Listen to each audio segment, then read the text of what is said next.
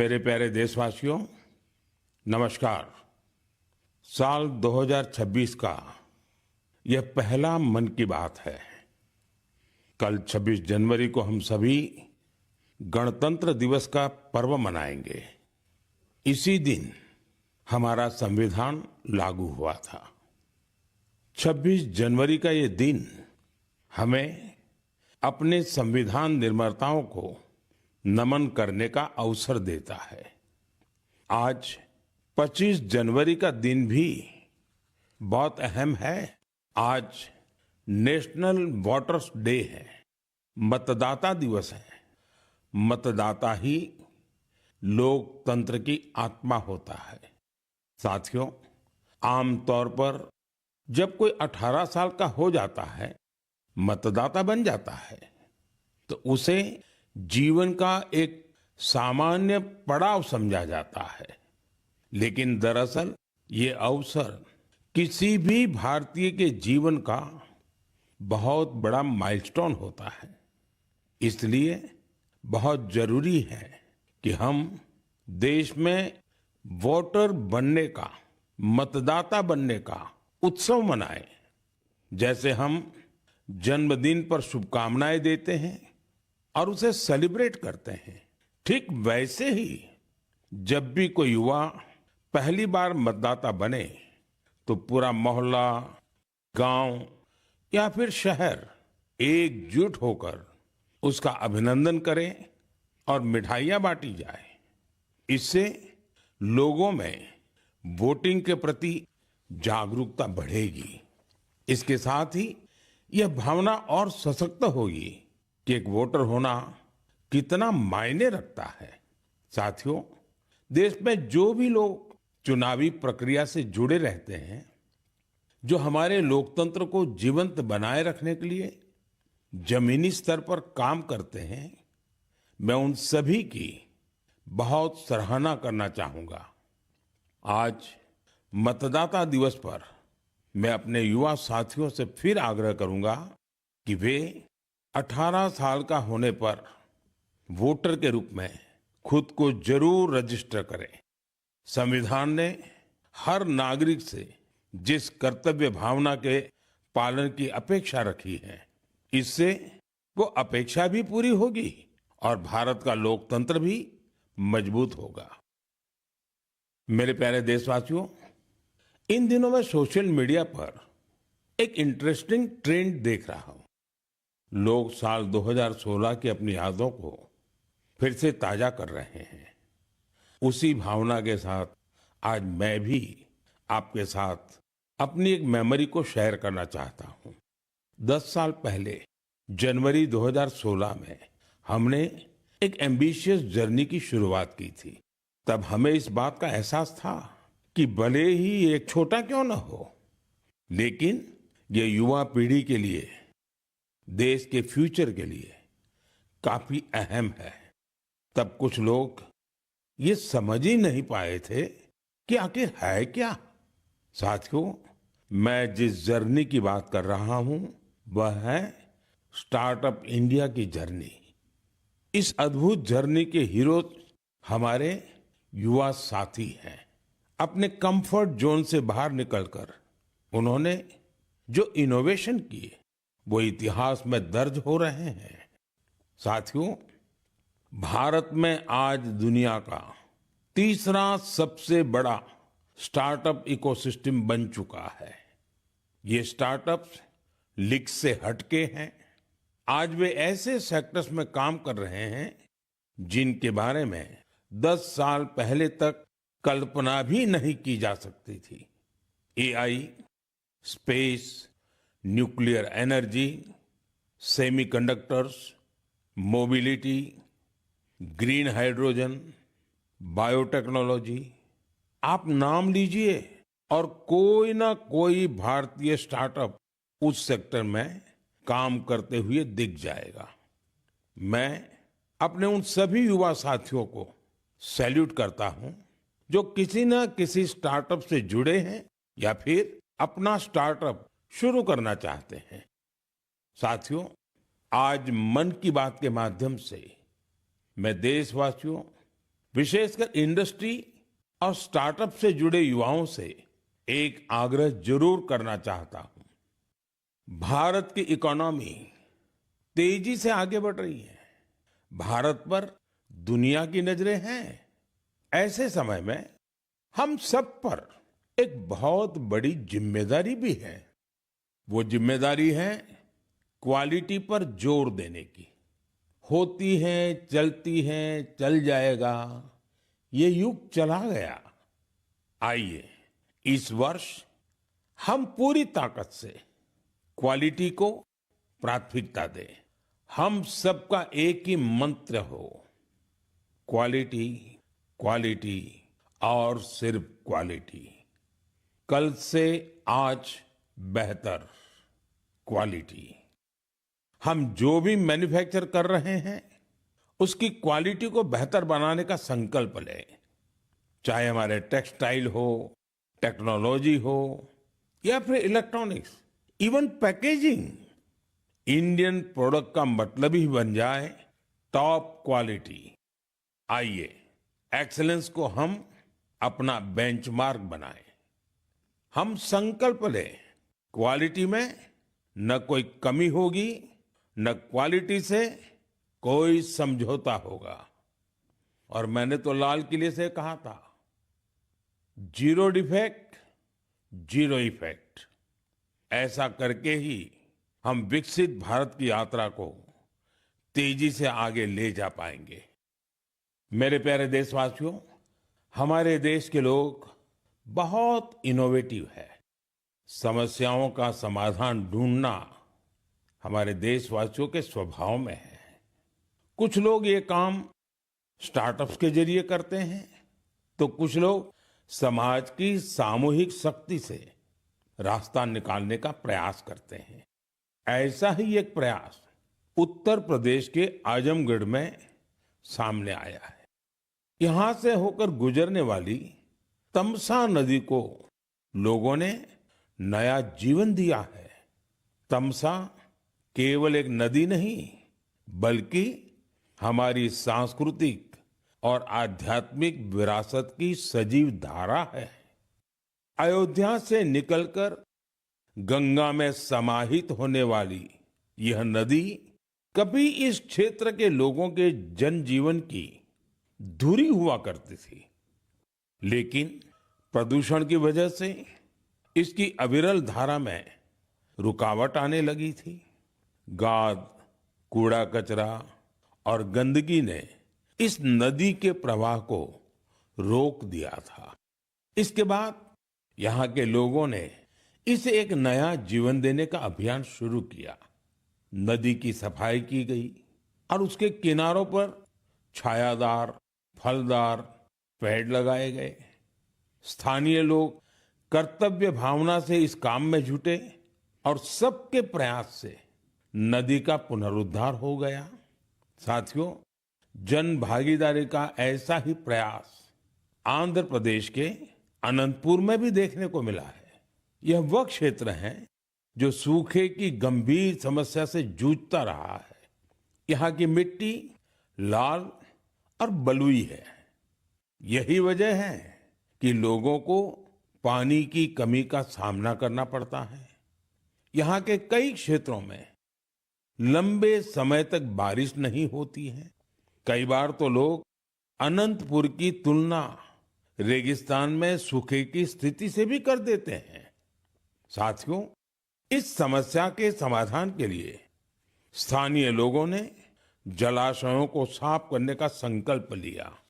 फिर प्रशासन के सहयोग से यहाँ अनंत नीरू संरक्षणम प्रोजेक्ट, इसकी शुरुआत हुई।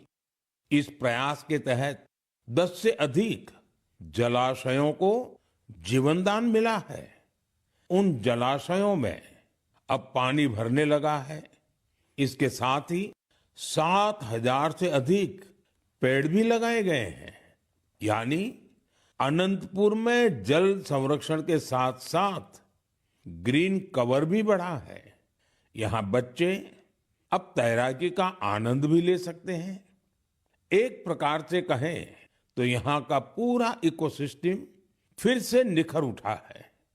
साथियों, आजमगढ़ हो, अनंतपुर हो या फिर देश की कोई और जगह, ये देखकर खुशी होती है कि लोग एकजुट होकर कर्तव्य भाव से बड़े संकल्प सिद्ध कर रहे हैं। जन भागीदारी और सामूहिकता की यही भावना हमारे देश की सबसे बड़ी ताकत है। मेरे प्यारे देशवासियों, हमारे देश में भजन और कीर्तन सदियों से हमारी संस्कृति की आत्मा रहे हैं। हमने मंदिरों में भजन सुने हैं, कथा सुनते वक्त सुने हैं और हर दौर ने भक्ति को अपने समय के हिसाब से जिया है। आज की पीढ़ी भी कुछ नए कमाल कर रही है। आज के युवाओं ने भक्ति को अपने अनुभव और अपनी जीवन शैली में ढाल दिया है। इसी सोच से एक नया सांस्कृतिक चलन उभर कर सामने आया है। आपने सोशल मीडिया पर ऐसे वीडियो जरूर देखे होंगे। देश के अलग अलग शहरों में बड़ी संख्या में युवा इकट्ठा हो रहे हैं। मंच सजा होता है, रोशनी होती है, संगीत होता है, पूरा तामझाम होता है और माहौल किसी कॉन्सर्ट से जरा भी कम नहीं होता है। ऐसा ही लग रहा है कि जैसे कोई बहुत बड़ा कॉन्सर्ट हो रहा है। लेकिन वहां जो गाया जा रहा होता है वो पूरी तन्मयता के साथ, पूरी लगन के साथ, पूरे लय के साथ, भजन की गूंज। इस चलन को आज भजन क्लबिंग कहा जा रहा है और यह खास तौर पर जैन जी के बीच तेजी से लोकप्रिय हो रहा है।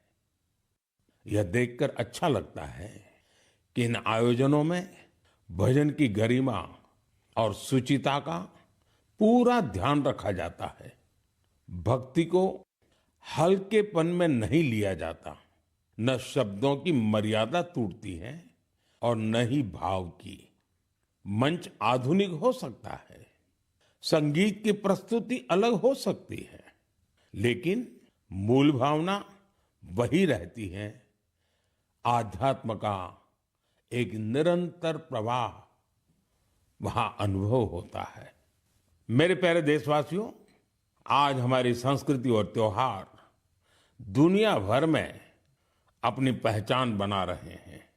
दुनिया के हर कोने में भारत के त्योहार बड़े उत्साह और उल्लास के साथ मनाए जाते हैं।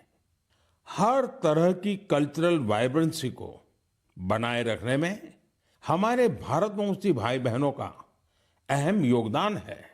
वो जहां भी हैं, वहां अपनी संस्कृति की मूल भावना को संरक्षित कर और उसे आगे बढ़ा रहे हैं। इसको लेकर मलेशिया में भी हमारा भारतीय समुदाय बहुत सराहनीय कार्य कर रहा है। आपको यह जानकर सुखद आश्चर्य होगा कि मलेशिया में 500 से ज्यादा तमिल स्कूल है। इनमें तमिल भाषा की पढ़ाई के साथ ही अन्य विषयों को भी तमिल में पढ़ाया जाता है। इसके अलावा यहाँ तेलुगु और पंजाबी सहित अन्य भारतीय भाषाओं पर भी बहुत फोकस रहता है। साथियों, भारत और मलेशिया के बीच ऐतिहासिक और सांस्कृतिक संबंधों को मजबूत करने में एक सोसाइटी की बड़ी भूमिका है। इसका नाम है मलेशिया इंडिया हेरिटेज सोसाइटी। अलग अलग कार्यक्रमों के साथ ही यह संस्था एक हेरिटेज वॉक का भी आयोजन करती है। इसमें दोनों देशों को आपस में जोड़ने वाले सांस्कृतिक स्थलों को कवर किया जाता है। पिछले महीने मलेशिया में लाल पाड़ साड़ी आइकॉनिक वॉक, इसका आयोजन किया गया। इस साड़ी का बंगाल की हमारी संस्कृति से विशेष नाता रहा है।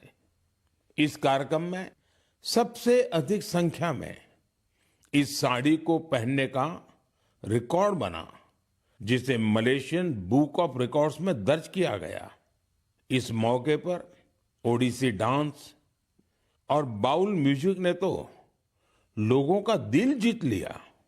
मैं कह सकता हूं, साया बरबांगा देंगान डियास्पोरा इंडिया दी मलेशिया, मेरे का मंबावा इंडिया दान मलेशिया, सेमाकिन टापा। मलेशिया के हमारे भारतवंशियों को मेरी बहुत बहुत शुभकामनाएं। मेरे प्यारे देशवासियों, हम भारत के किसी भी हिस्से में चले जाएं, वहां हमें कुछ न कुछ असाधारण, अभूतपूर्व होते हुए जरूर दिख जाता है।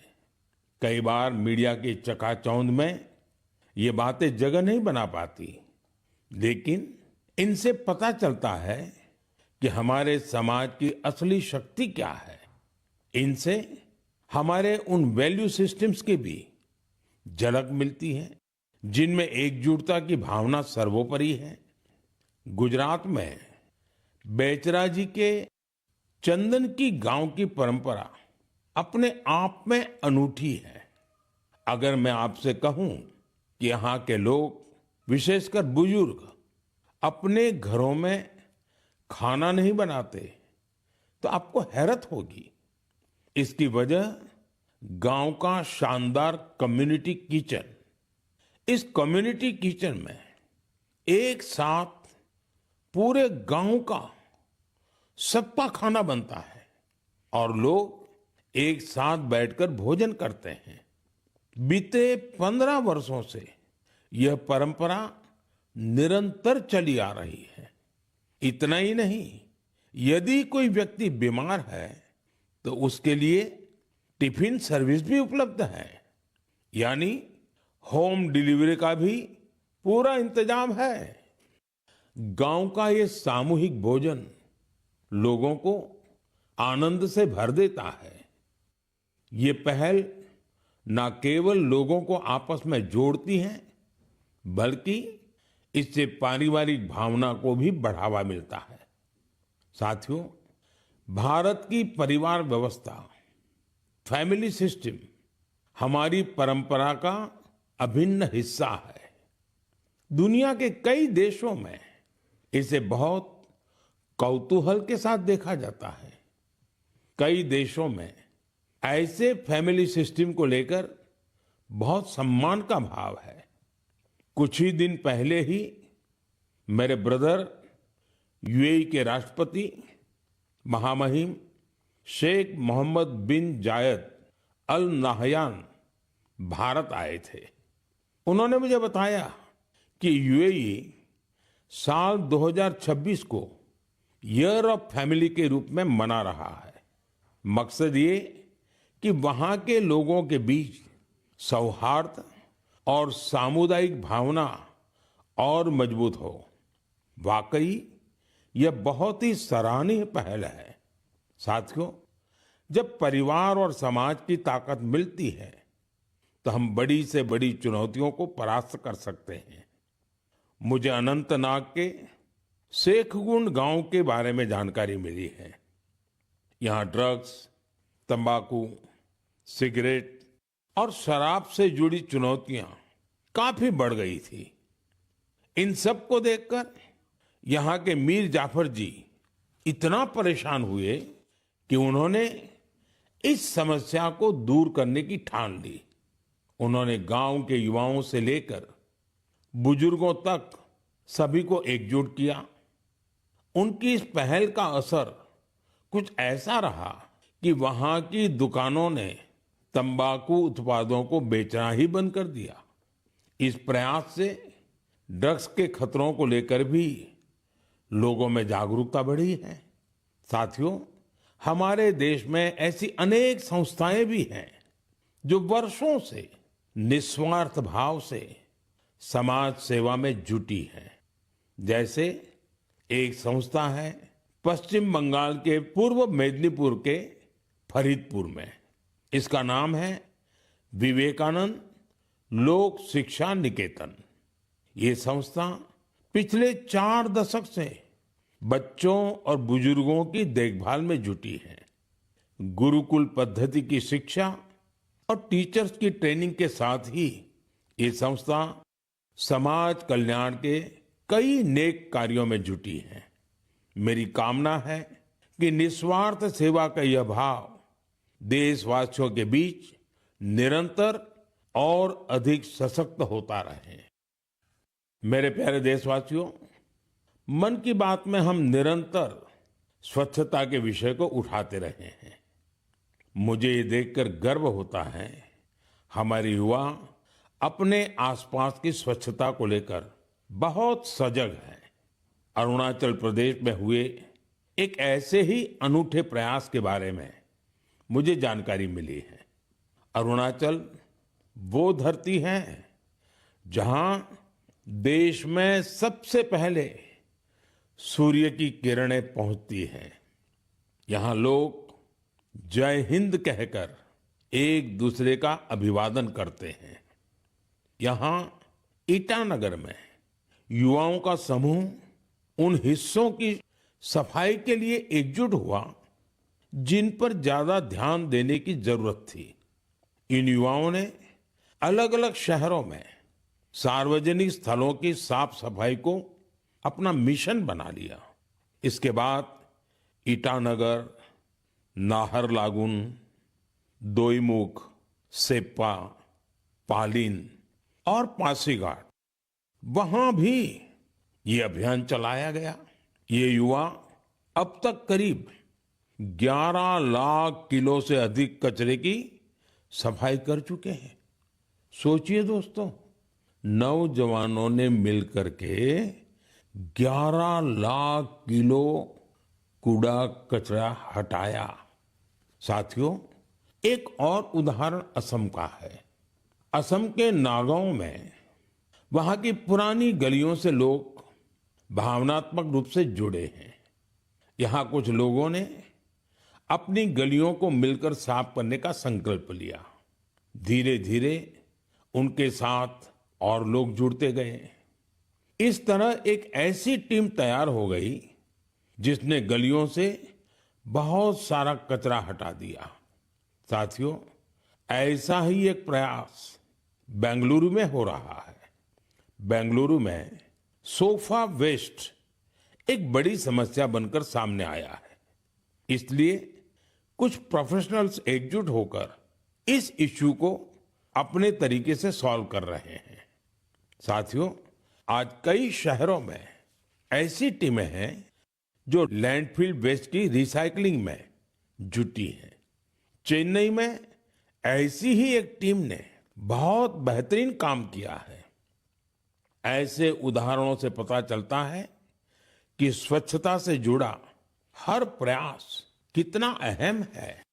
हमें स्वच्छता के लिए व्यक्तिगत तौर पर या फिर टीम के तौर पर अपने प्रयास बढ़ाने होंगे, तभी हमारे शहर और बेहतर बनेंगे। मेरे प्यारे देशवासियों, जब पर्यावरण संरक्षण की बात होती है तो अक्सर हमारे मन में बड़ी योजनाएं, बड़े अभियान और बड़े बड़े संगठन की बातें आती हैं। लेकिन कई बार बदलाव की शुरुआत बहुत साधारण तरीके से होती है। एक व्यक्ति से, एक इलाके से, एक कदम से, और लगातार की गई छोटी छोटी कोशिशों से भी बड़े बदलाव आते हैं। पश्चिम बंगाल के कुछ बिहार के रहने वाले बेनोय दास जी का प्रयास इसी का उदाहरण है। पिछले कई वर्षों से उन्होंने अपने जिले को हरा भरा बनाने का काम अकेले दम पर किया है। बेनोय दास जी ने हजारों पेड़ लगाए हैं। कई बार पौधे खरीदने से लेकर उन्हें लगाने और देखभाल करने के सारा खर्च खुद ने उठाया है। जहां जरूरत पड़ी वहां स्थानीय लोगों, छात्रों और नगर निकायों के साथ मिलकर काम किया। उनके प्रयासों से सड़कों के किनारे हरियाली और बढ़ गई है। साथियों, मध्य प्रदेश में पन्ना जिले के जगदीश प्रसाद आहिरवार जी उनका प्रयास भी बहुत ही सराहनीय है। वो जंगल में बीट गार्ड के रूप में अपनी सेवाएं देते हैं। एक बार गश्त के दौरान उन्होंने महसूस किया कि जंगल में मौजूद कई औषधीय पौधों की जानकारी कहीं भी व्यवस्थित रूप से दर्ज नहीं है। जगदीश जी ये जानकारी अगली पीढ़ी तक पहुंचाना चाहते थे, इसलिए उन्होंने औषधीय पौधों की पहचान करना और उनका रिकॉर्ड बनाना शुरू किया। उन्होंने 125 से ज्यादा औषधीय पौधों की पहचान की। हर पौधे की तस्वीर, नाम, उपयोग और मिलने के स्थान की जानकारी जुटाई। उनकी जुटाई गई जानकारी को वन विभाग ने संकलित किया और किताब के रूप में प्रकाशित भी किया। इस किताब में दी गई जानकारी अब रिसर्चर, छात्रों और वन अधिकारियों के बहुत काम आ रही है। साथियों, पर्यावरण संरक्षण की यही भावना आज बड़े स्तर पर भी दिखाई दे रही है। इसी सोच के साथ देश भर में एक पेड़ मां के नाम अभियान चलाया जा रहा है। इस अभियान से आज करोड़ों लोग जुड़ चुके हैं। अब तक देश में 200 करोड़ से ज्यादा पेड़ लगाए भी जा चुके हैं। ये बताता है कि पर्यावरण संरक्षण को लेकर अब लोग ज्यादा जागरूक हैं और किसी न किसी रूप में अपना योगदान देना चाहते हैं। मेरे प्यारे देशवासियों, मैं आप सभी की एक और बात के लिए बहुत सराहना करना चाहता हूं। वजह है मिलेट्स, यानी श्री अन्न।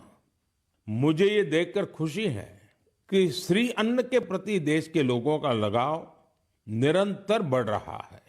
वैसे तो हमने 2023 को मिलेट ईयर घोषित किया था, लेकिन आज 3 साल बाद भी इसको लेकर देश और दुनिया में जो पैशन और कमिटमेंट है वो बहुत उत्साहित करने वाला है। साथियों, तमिलनाडु के कल्लकुरिची जिले में महिला किसानों का एक समूह प्रेरणा स्रोत बन गया है। यहाँ के पेरिया पालयम मिलेट एफपीसी से लगभग 800 महिला किसान जुड़ी हैं। मिलेट्स की बढ़ती लोकप्रियता को देखते हुए इन महिलाओं ने मिलेट प्रोसेसिंग यूनिट की स्थापना की। अब वो मिलेट से बने उत्पादों को सीधे बाजार तक पहुंचा रही हैं।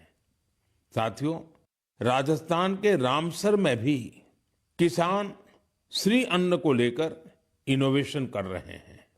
यहाँ के Ramsar organic farmer producer company से 900 से अधिक किसान जुड़े हैं।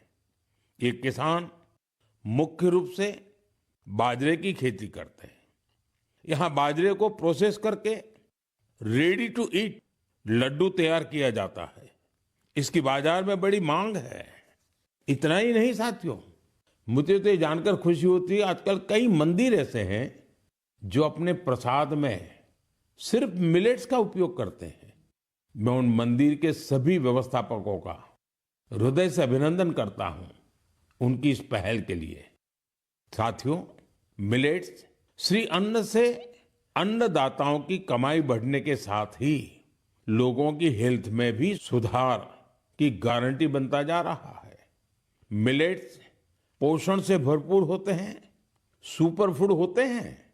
हमारे देश में सर्दियों का मौसम तो खान पान के लिए बहुत ही अच्छा माना जाता है। ऐसे में इन दिनों हमें श्री अन्न का सेवन जरूर करना चाहिए। मेरे प्यारे देशवासियों, मन की बात में हमें एक बार फिर कई अलग अलग विषयों पर चर्चा करने का अवसर मिला। ये कार्यक्रम हम सभी को अपने देश की उपलब्धियों को महसूस करने और सेलिब्रेट करने का अवसर देता है। फरवरी में ऐसा ही एक और अवसर आ रहा है। अगले महीने इंडिया एआई इम्पैक्ट समिट होने जा रही है। इस समिट में दुनिया भर से विशेषकर टेक्नोलॉजी के क्षेत्र से जुड़े एक्सपर्ट भारत आएंगे। यह सम्मेलन एआई की दुनिया में भारत की प्रगति और उपलब्धियों को भी सामने लाएगा। मैं इसमें शामिल होने वाले हर किसी का हृदय से अभिनंदन करता हूं। अगले महीने मन की बात में इंडिया एआई इम्पैक्ट समिट पर हम जरूर बात करेंगे। देशवासियों की कुछ अन्य उपलब्धियों की भी चर्चा करेंगे। तब तक के लिए मुझे मन की बात में विदा दीजिए। कल के गणतंत्र दिवस के लिए एक बार फिर आप सभी को मेरी बहुत बहुत शुभकामनाएं। धन्यवाद।